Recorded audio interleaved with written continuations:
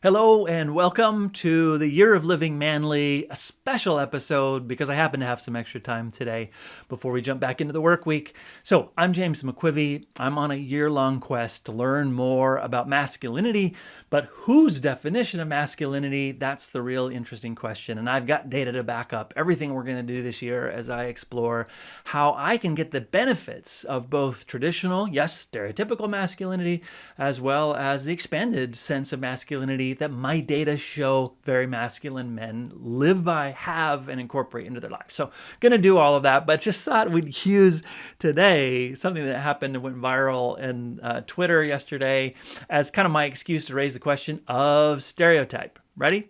Here's the picture. This is the picture that went viral. You know what? Let me just let it speak for itself. Here is the original post posted by a gentleman yesterday.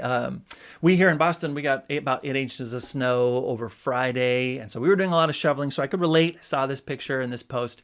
Even after a 12-hour night shift at the hospital last night, my wife still has the energy to shovel the driveway. Bless her and all our frontliners. Time to make her some breakfast. Prayer hands. Okay. I don't think you have to be a marriage counselor to know that maybe this isn't the best thing to post, or like a social media influencer to know that this is probably going to go super negative viral, and it did, but also hilarious. I mean, the internet is a place full of rancor and bitterness, but it's also got some very funny people in it.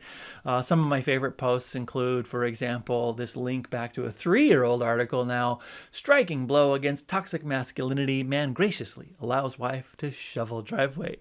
Here's a couple of them. I'll scroll through these real quick. This was one of my favorites. I'm getting more and more nervous because I don't actually know any of the words in this post, but the picture speaks for itself. So, my wife just finished a double shift in the ICU. I told her yesterday that my caddy's shifting was a bit off.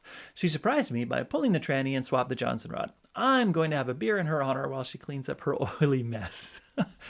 I mean, that is comic gold, let's just admit. How about, the classic meme, is it men again? It would appear so, sigh. Or this one, I really like this one. I should take a picture. Speaks for itself. My favorite comment, though, was on the original post I showed you. This gentleman replied, every day Twitter has a main character. Your goal is not to become that person. All right. What's happening here and why am I talking about this? Number one, I got to do my masculine bona fides. I did shovel the snow on Friday early in the morning, and then later on in the afternoon when the snow finally stopped coming down. It was hard work and it was fine to do. And my wife kept apologizing that she never came out to help me. I don't care. I don't need her to help me. And in fact, I take a sort of masculine pleasure in knowing that I got it all done before she helped. I also had to go out and shovel the sidewalks at a church, which I did as well, because that's another thing masculine men do, is take care of their community. So I'm learning this masculine thing. But at the same time, I don't have to fall into the pitfalls of stereotype. What is stereotype? Stereotype is a necessary mental shortcut that we take in order to understand novel situations, people, places, and objects. We have to experience the world quickly and adeptly in order to make even 5 steps out of our huts or forts or homes. So there's no way we can go through life without say, oh, I see that thing. I think that thing has these other attributes which I cannot see, but I have derived from stereotype or historical association to determine that I need to treat this thing or this person or this place in this certain way. Stereotype is totally fine. We live by it. Where we go wrong with stereotype is when we let it confine us, or in particular, when we try to enforce other people's experience. It could well be that in this family, they had made the decision that they wanted her to shovel the snow. Maybe she actually said, you know what, I need to unwind after 12 hours on my shift, and I just can't sleep. I'm going to go shovel. I think that'll wear me out, get me ready for bed. All of that could have happened, or maybe not. I don't know. But the point is, if we use a stereotype as a kind of enforcement mechanism to say, well, everyone has to behave like this or they're not men, and his masculinity was called into question a lot in those posts, that's where we get into trouble because our stereotypes are always wrong. And this is what I just said it's okay to have stereotypes as a mechanism for approaching the world, but now I'm telling you that they're always wrong. They're always incomplete is what they are. And as a result, if we get too rigid about them, we miss the opportunity to grow. And that's what I've been doing for so much of my life. So this project, if you're new to it, I've decided to use data about men who consider themselves very masculine in order to expand my own understanding of masculinity, expand my own repertoire of masculinity. I have spent so much of my life believing in the false stereotype that hypermasculine men are automatically bad. I mean, I really have. When I conducted this research, I sort of expected that I'd find that on the range of men, the sort of normal curve that I expected to find, that over here would be the hypermasculine men and the very masculine or sort of regular masculine, middle, lower, less masculine. I thought there'd be a normal curve. And that over here we'd find, extreme aggression, extreme exploitation of others, because I measured those things. Turns out there is no normal curve on masculinity for men. It's like this. 41% of men consider themselves very masculine.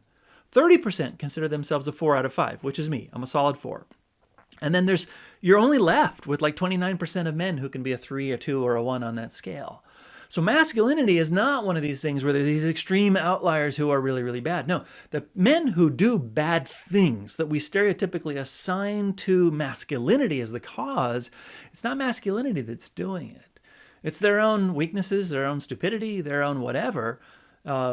Masculinity can play a role in individuals, but it doesn't necessarily have to. Overwhelmingly, the men who are more masculine have better lives. They are happier. They're more satisfied with their lives. They contribute more to the emotional relationships and well-being of the people around them, happier in their relationships with their parents, with their children, with their spouses, if they have those things, all of it. So we need to get past our stereotypes, even as we understand where they come from. So when we look at that and it's like, oh, that guy, wow, he's awful. And there are some good jokes about it, sure. But really, what we need to do is say, okay, if I'm applying stereotype as a way to box people in so that I can mentally control who they are, that's a weakness that's on me.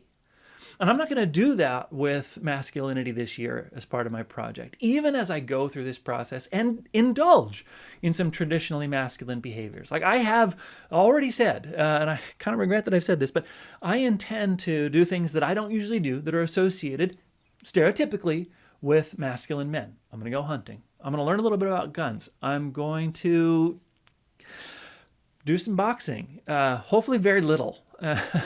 But I'm really in all of that going to explore why those things have appeal to men, because there are underlying traits that I can benefit from. The willingness to take risk, the willingness to prepare yourself to protect and take care of others. This is a big deal for masculine men, and it's an instinct that I have, but not as strongly as some of the other people around me who I think I need to learn from. So that's what we're doing. I've got so many stories that I can share with you down the road, but this is one story I will share. I like snow.